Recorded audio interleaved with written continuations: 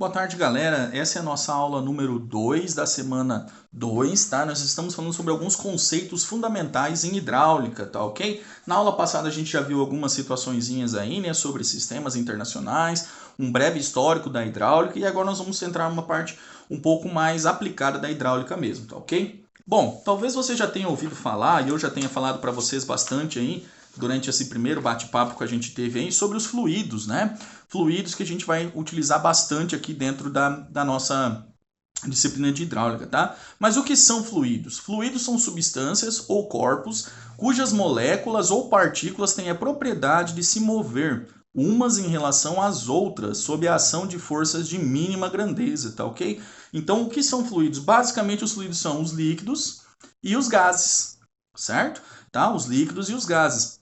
Quais características são importantes dentro dos líquidos e dos gases? Por exemplo, líquidos e gases eles não têm uma forma pré-definida. Eles se adaptam à forma em que eles estão inseridos, né? Se você pegar a água, a não ser que eles estejam, por exemplo, uma garrafa, alguém pode achar assim, uma garrafa congelada, né, de água, tirar o gelo vai ficar numa forma. Mas a partir do momento que ele passa ao estado líquido novamente, ele começa a escorrer, né? Então, assim, os líquidos e os gases, tanto um quanto o outro, eles ficam confinados dentro das superfícies em que estão inseridos. Tá? Então, eles não têm essa característica de ter uma forma definida, um arranjo das partículas definidas, a exemplo de outros materiais, como os ferros ou como madeira, por exemplo, tá ok? Então, os líquidos e gases, eles, uma principal característica deles é essa. Outra característica interessante dos fluidos é que, por exemplo, se você colocar a mão dentro da água, ela não gera resistência, né? Se você tem um balde cheio de água e colocar uma mão e empurrar, ela não gera uma resistência, né? Então a sua mão consegue entrar na água facilmente e ela vai se adaptando ao entorno da sua mão. E isso quer dizer que essas substâncias têm moléculas e partículas que são livres em relação umas às outras, tá? Então elas não dependem do movimento do conjunto todo, do corpo como um todo, tá? Nós vamos trabalhar aqui em algumas substâncias, como eu falei, vamos trabalhar bastante com a água, mas em outras disciplinas que forem trabalhar a parte de fluidos, aí sim vocês vão ter contato com misturas. E aí você pode ter dentro de de um mesmo fluido uma parte líquida e uma parte gasosa, e isso está acontecendo de forma constante, né? Vai ocorrendo essa modificação de sólido, de líquido e gasoso, tá ok? Então os fluidos eles são de fundamental importância dentro da engenharia, principalmente no que diz respeito aí ao estudo do frio e do calor, ao estudo dos fluidos, ao estudo, desculpe, dos fluidos já falei, né, que está tecnologia do frio e do calor, também a partir da parte de estudo de mecânica, dimensionamento de estruturas mecânicas, tá? Então eles são de fundamental importância, tá ok? Algumas propriedades dos fluidos, tá? Os fluidos eles descrevem o movimento propriedades dos fluidos. Quais são essas propriedades? As propriedades elas são o que descreve o movimento dos fluidos.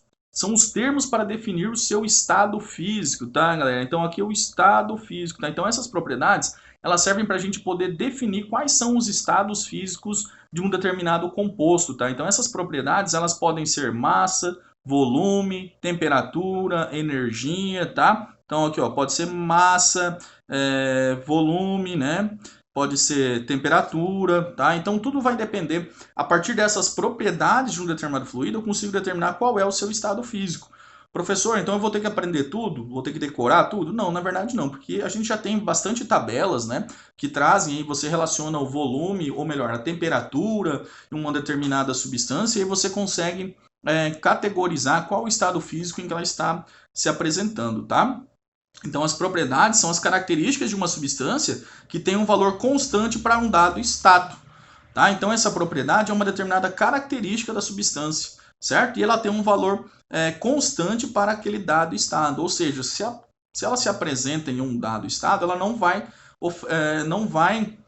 ter uma troca, tá? Não vai ter uma variação dessa propriedade. Se a temperatura de 100 graus Celsius, por exemplo, a água entra em ebulição, ela vai entrar toda em ebulição enquanto se manter essa temperatura de 100 graus Celsius. Então, é uma propriedade 100 graus Celsius, tá ok? A partir do momento que eu interfiro nessa propriedade, aí sim eu tenho algumas alterações de características de estado, ou posso ter alterações das características de estado, tá ok? Bom, mas quais são essas propriedades? Como categorizar essas propriedades? Nós temos dois tipos de propriedade. Propriedades intensivas são aquelas que independem da quantidade de matéria. Tá? Então, elas não dependem da quantidade de matéria para que possam ser mensuradas, tá? Essas propriedades intensivas. Já as propriedades extensivas, elas dependem da quantidade de matéria, tá ok? Então, por exemplo, aqui a quantidade é massa, volume, tá? Então elas dependem da quantidade, energia também pode entrar aqui, tá? Então elas dependem da quantidade de matéria que eu tenho, ok? Então, dependendo da quantidade de matéria, a minha massa vai ser maior ou vai ser menor, concorda? Então, dependendo da minha quantidade depende da quantidade de matéria, o meu volume vai ser maior ou menor. Dependendo da quantidade de matéria, para eu atingir uma determinada característica, por exemplo, aquecer uma pizza, é mais rápido eu aquecer uma pizza pequena, né? Então eu vou gastar menos energia do que uma pizza grande, que eu vou acabar gastando maior quantidade de energia para fazer isso daí, tá ok? Aqui também a gente tem aqui nas independentes, eu tenho, por exemplo, temperatura, tá? Então a temperatura não depende da quantidade de matéria, tá? Porque a temperatura, se a gente for pensar bem ao pé da característica, essa temperatura é uma característica de molécula, tá? É uma agitação das moléculas. Qual que é a diferença aqui? Tem que tomar muito cuidado, tá, galera? Porque a diferença da energia, por exemplo, para a temperatura, tá? Energia que é calor, mas a temperatura de um corpo ela está relacionada à quantidade de energia que ela recebe, não ao contrário.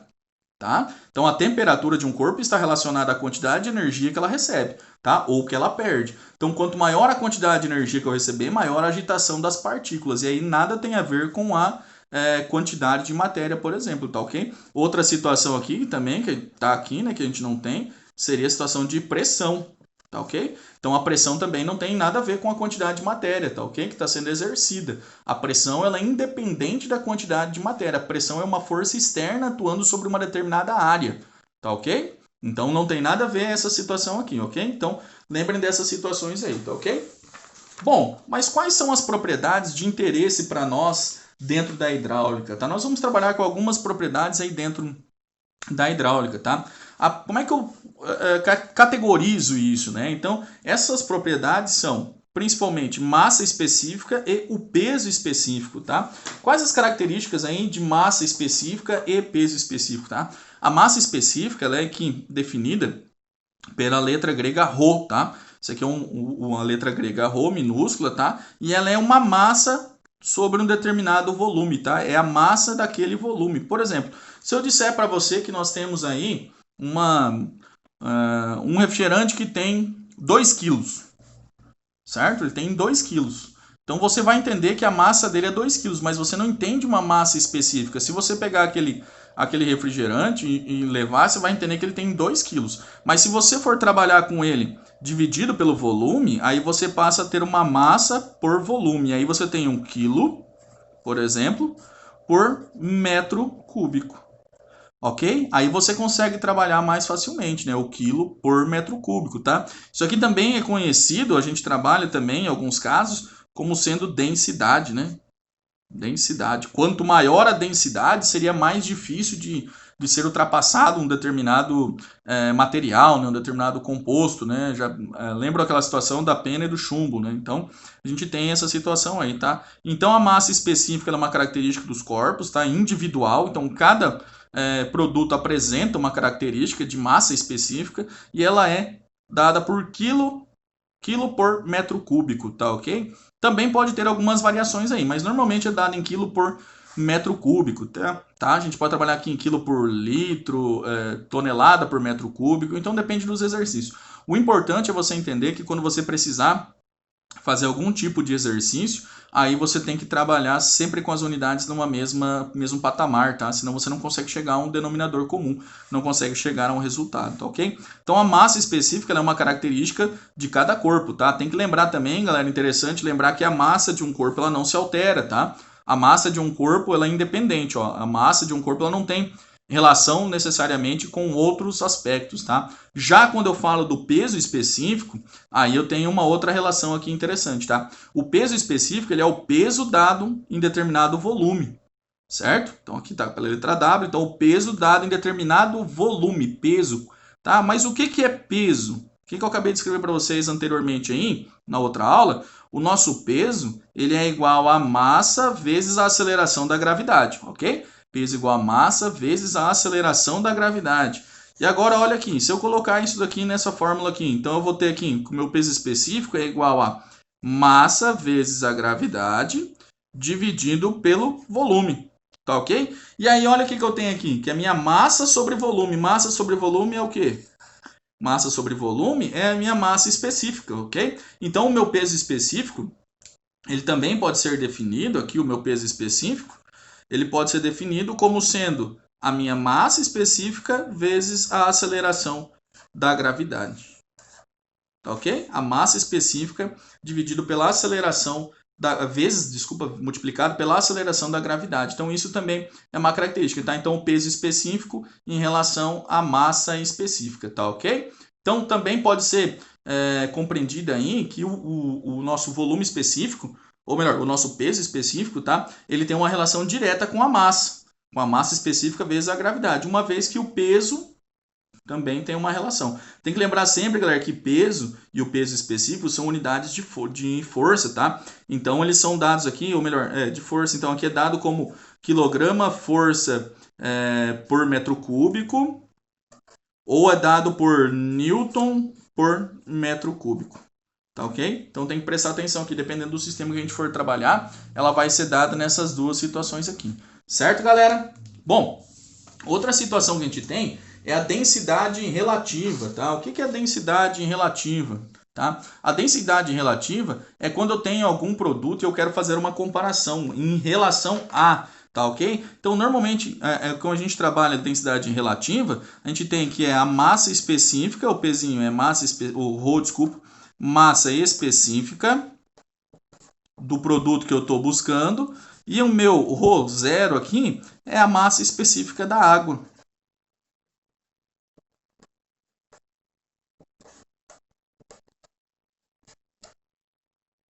A massa específica da água, tá? Então, ela é relativa. Então, a densidade relativa é a densidade em relação a alguma coisa, tá? Lembra que eu falei lá para vocês que a massa específica também é conhecida como densidade? Então, aqui eu tenho a densidade relativa, tá? Então, a densidade relativa, ela também pode ser quando a gente usa uma densidade e compara essa densidade em relação à densidade da água, tá? Aqui vai dar um valor aproximado, né? Então, como as duas vão ter a mesma unidade, vai zerar. Então, vai ser um valor dado próximo ao entendimento do que seria uma porcentagem aí, tá ok? Em relação a um determinado produto ou outro.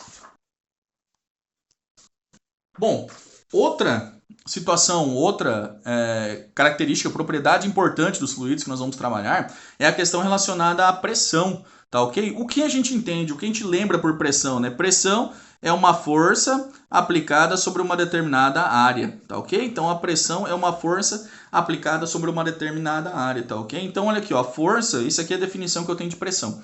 É uma força normal, então se ela é uma força normal, ela tem uma aplicação de 90 graus, tá? Sempre uma força sendo aplicada a 90 graus, aplicada a uma superfície sendo igualmente distribuída por toda ela, tá? Então a força que é aplicada a uma determinada superfície, ela não tem um ponto, ela é dividida igualmente por toda essa superfície, tá? Imaginemos aqui que eu tenho um determinado reservatório de água, né? Uma grande quantidade de água aqui, um reservatório, e sobre ele eu tenho a pressão atmosférica. Essa pressão atmosférica, ela não é pontual, tá? Então ela é dividida, ela é repassada para todos os pontos de forma igualitária, tá ok? É por isso que a gente tem aquela situação assim, o que machuca mais um determinado piso, por exemplo, um salto agulha ou uma bota, né? Aí a gente tem a divisão dessa força, né? O salto agulha tem a força concentrada em um único ponto, tá? A pressão exercida é a mesma, mas está sobre um único ponto. Já uma bota, ela teria uma divisão, uma repartição maior dessa força sendo aplicada, tá? Vale lembrar também, galera, que ao mesmo tempo em que a pressão é exercida de cima para baixo, também tem a pressão do líquido sendo realizada. A partir do momento que esse líquido recebe uma força, ele também transfere essa força para as paredes, tá? Então ele também exerce uma pressão sobre as paredes, tá? Da mesma forma, quando eu tenho aqui um conduto forçado, e aí eu faço uma diminuição, por exemplo, crio uma diminuição aqui, eu aumento a velocidade, por exemplo, desse fluido, do deslocamento. Porque aí eu estou aumentando a minha quantidade de fluido que está sendo pressionado a entrar aqui. Isso aqui é uma outra situação que a gente vai trabalhar um pouquinho mais para frente, tá? Nos condutos forçados, mas a gente vai ver esse tipo de situação aqui, quando se trata de vazão, de velocidade, tá? Uns conceitos de energia deslocada. E ao mesmo tempo também, se eu tiver um reservatório, um cano, que ele estiver totalmente fechado e cheio, ele também está exercendo pressão em todas as suas...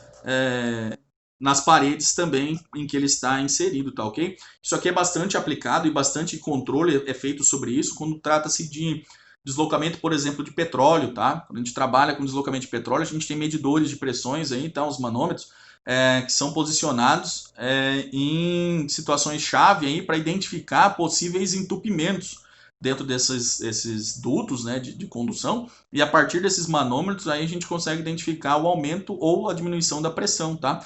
Isso aí também acontece muito dentro da indústria, só que aí trabalha mais com vapor, tá? Dentro das indústrias também a gente trabalha aí tendo que ter uma pressão característica dentro de um reservatório, por exemplo, então a gente trabalha com um controle para não atingir esse limite aí, são os manômetros que são utilizados para mensurar esse tipo de pressão interna aí que é exercida, tá? Os manômetros eles levam em consideração a pressão atmosférica e fazem uma medição aí, tá? Outro lugar que a gente vê isso daí também é nos motores, né, combustão interna, que a gente tem a pressão de óleo também, tá? Em alguns outros veículos também. Então é bastante interessante essa situação aí, tá? Então pode ver que o fluido ele exerce uma pressão interna também, tá? E com a diminuição do espaço e aumento de temperatura, pode aumentar essa pressão aqui também, tá ok? Bom, pensando nessa situação de pressão, e como eu acabei de mencionar para vocês, que acontece dessa forma aí, que a gente tem, como é que eu vou dizer assim, essa pressão exercida em todas as laterais também dos produtos, dos recipientes, tá? Será que um líquido, além de aplicar forças contra as laterais, ele também aplica força para cima? Tá? Imagine a situação aí, se a gente tem aqui ó, um reservatório aberto, né? Sobre ele está atuando. Toda vez que estiver aberto, então ele tem uma pressão aqui, que é chamada de pressão exercida sobre ele, que é a pressão atmosférica sendo exercida, tá ok?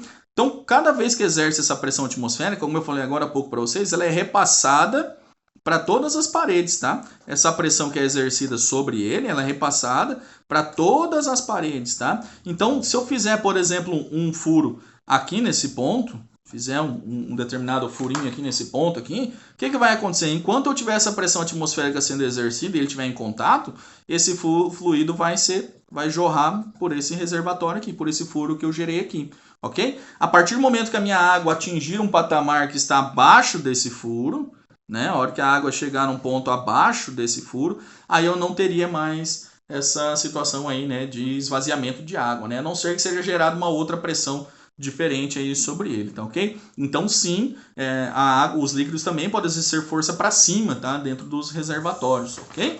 Que eles estão inseridos. Outra situação que a gente tem bastante aplicada aí, talvez não nessa disciplina, mas a gente vai aplicar a situação de viscosidade, tá, galera? O que é viscosidade?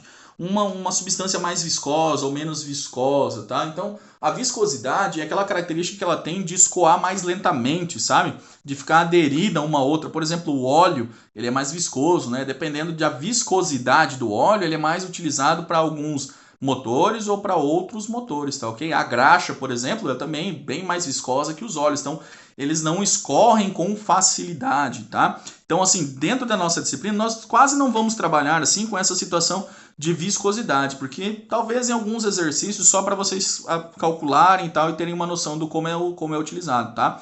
Mas dentro da água, como a água não tem essa característica de ser muito viscosa, então a gente vai trabalhar muito pouco com ela, tá? Com a parte da viscosidade. Ela é mais aplicada quando a gente vai trabalhar com óleos aí, tá ok? Então é uma característica de ficar grudada, né? Umas partículas às outras, né?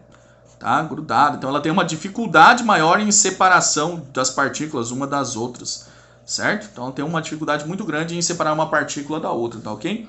E a viscosidade cinemática, que é a viscosidade relacionada à velocidade, aí sim ela leva em consideração a viscosidade dinâmica e a massa específica do fluido, tá ok? A massa específica do fluido, galera, a gente já aprendeu. A viscosidade dinâmica, a gente quase não usa calcular ela, tá? Ela já tem valores bem tabelados, tá? Como eu falei, já teve bastante gente que estudou e fez essas tabelas aí pra gente, então já teve todo esse trabalho de fazer. Então a gente só precisa ter o trabalho de consultar essas tabelas e extrair os valores que lá estão para poder utilizar dentro das nossas atividades. Tá ok? Ou dentro do que a gente precisa dimensionar ou calcular para uma determinada estrutura, ou um sistema de pistão, um sistema de elevação, né? Algum motor que a gente precisa que tenha uma certa característica de viscosidade para que não entre em atrito, né, o motor. Então ele vai entrando em atrito e acaba aquecendo, tá ok? Então a viscosidade também é uma característica que quanto maior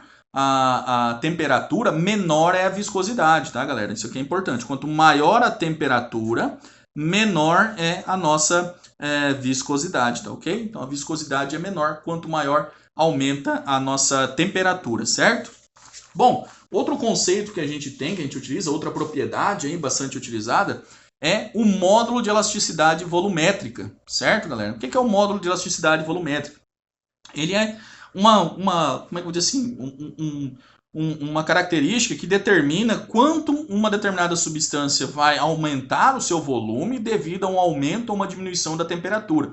Aumentar ou diminuir o seu volume, tá? Dependendo do aumento ou diminuição de pressão exercida sobre ele ou dentro dele, tá ok? Então o módulo de elasticidade é a letra K, representada aqui, tá? A variação de pressão, que é o aumento de pressão, tá? Mas é a variação de pressão, tá? Então ele pode diminuir também, aí ficaria um valor positivo. A variação de volume, tá? Que é a variação de volume devido à pressão, certo? Devido à pressão exercida e o volume do líquido que a gente tem aí, tá ok? Vou fazer um exercício para vocês com esse módulo de elasticidade para que vocês possam entender aí um pouquinho sobre a aplicação dele aqui e também já vou falar um pouquinho sobre a questão das características aí relacionadas a propriedades aí de transformação, tá ok? Bom, vamos pegar aqui um exercíciozinho aqui de exemplo para que a gente possa trabalhar aí com a questão das características aí de pressão e também de módulo de elasticidade volumétrica, tá ok?